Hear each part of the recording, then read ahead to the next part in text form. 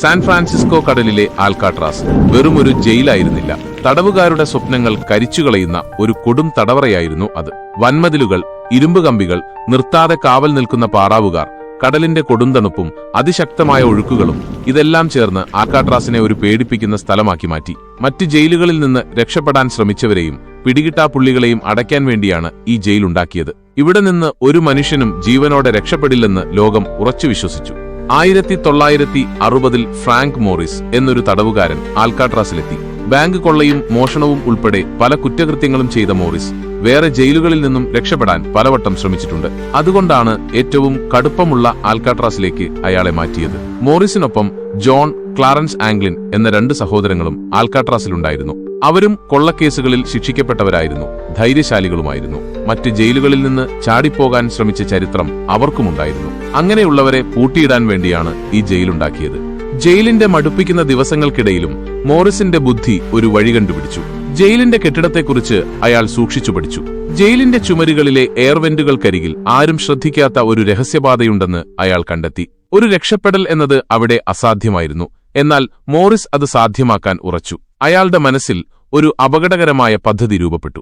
മോറിസിന്റെ നേതൃത്വത്തിൽ ആംഗ്ലിൻ സഹോദരങ്ങളും ഒപ്പം ചേർന്നു. അവരുടെ കഠിനാധ്വാനത്തിന്റെ തുടക്കമായിരുന്നു അത്. തങ്ങളുടെ സെല്ലുകൾക്കടുത്തുള്ള വെന്റിലേഷൻ ഗ്രില്ലുകളായിരുന്നു അവരുടെ ലക്ഷ്യം. ഊണുമേശയിൽ നിന്ന് കിട്ടിയ സ്പൂണുകൾ, നഖം വെട്ടികൾ, മറ്റ് ചെറിയ ഉപകരണങ്ങൾ എന്നിവ ഉപയോഗിച്ച് അവർ ഓരോ ദിവസവും പതിയെ തുരന്നു. തുരക്കുമ്പോൾ ഉണ്ടാകുന്ന ശബ്ദം മറയ്ക്കാൻ ഒരാൾ അക്കോർഡിയൻ വായിച്ചു, മറ്റൊരാൾ ടോയ്ലറ്റ് ഫ്ലഷ് ചെയ്തു. എല്ലാ നിമിഷവും പിടിക്കപ്പെടുമോ എന്ന പേടി ഒരു തീവ്രമായ വികാരമായി അവരെ ചൂഴ്ന്നുനിന്നു. എങ്കിലും അവർ ഒരു നിമിഷം പോലും അടങ്ങിയിരുന്നില്ല.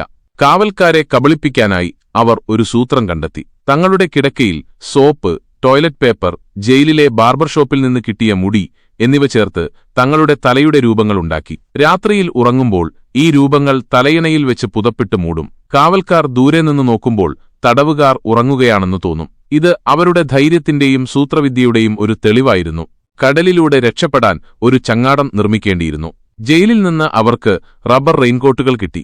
ദിവസങ്ങളും രാത്രികളും അവർ ഈ റെയിൻകോട്ടുകൾ ഉപയോഗിച്ച് ഒരു താൽക്കാലിക ചങ്ങാടവും ലൈഫ് ജാക്കറ്റുകളും ഉണ്ടാക്കി. ഓരോ തുന്നലും ഓരോ ഒട്ടിക്കലും അവരുടെ സ്വാതന്ത്ര്യത്തിലേക്കുള്ള ഒരു ചുവടുവെപ്പായിരുന്നു. വെറും റെയിൻകോട്ടുകൾ കൊണ്ട് ഒരു കടൽ കടക്കാൻ കഴിയുന്ന ചങ്ങാടം ഉണ്ടാക്കുക എന്നത് വെറുമൊരു സ്വപ്നം മാത്രമായിരുന്നില്ല, അവരുടെ നിശ്ചയദാർഢ്യത്തിന്റെ തെളിവായിരുന്നു. അങ്ങനെ 1962 ജൂൺ 11 രാത്രി അവരുടെ ജീവിതത്തിലെ ഏറ്റവും പ്രധാനപ്പെട്ട നിമിഷമെത്തി. ജയിലിന്റെ ഇരുണ്ട ഇടനാഴികളിലൂടെ അവർ നിശബ്ദമായി നീങ്ങി. വെന്റിലേഷൻ ഷാഫ്റ്റിലൂടെ അവർ മേൽക്കൂരയിലെത്തി. തണുത്ത കാറ്റ് അവരുടെ മുഖത്തടിച്ചു. അവിടെ നിന്ന് ഒരു പൈപ്പ് വഴി അവർ താഴേക്ക് ഊർന്നിറങ്ങി.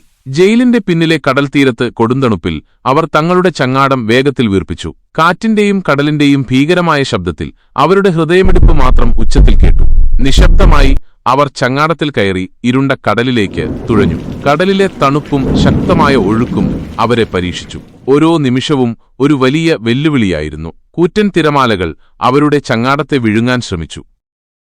അവർ ജീവിച്ചിരിപ്പുണ്ടോ അതോ കടലിന്റെ ആഴങ്ങളിലേക്ക് പോയോ? അവരുടെ അവസാന നിമിഷങ്ങൾ ആ തണുത്തുറഞ്ഞ തിരമാലകൾക്കിടയിൽ ഒരു പോരാട്ടമായിരുന്നിരിക്കണം. പിറ്റേന്ന് രാവിലെ പതിവ് പോലെ സെൽ പരിശോധിക്കാൻ വന്ന കാവൽക്കാർ ഞെട്ടിപ്പോയി. കിടക്കയിൽ വെച്ച തലയുടെ രൂപങ്ങൾ, സെല്ലുകൾ ഒഴിഞ്ഞുകിടക്കുന്നു. ആൽക്കാട്രാസിൽ നിന്ന് ആളുകൾ രക്ഷപ്പെട്ടു. ലോകം ആകെ അത്ഭുതപ്പെട്ടു. ഉടൻ തന്നെ വലിയ തിരച്ചിൽ തുടങ്ങി.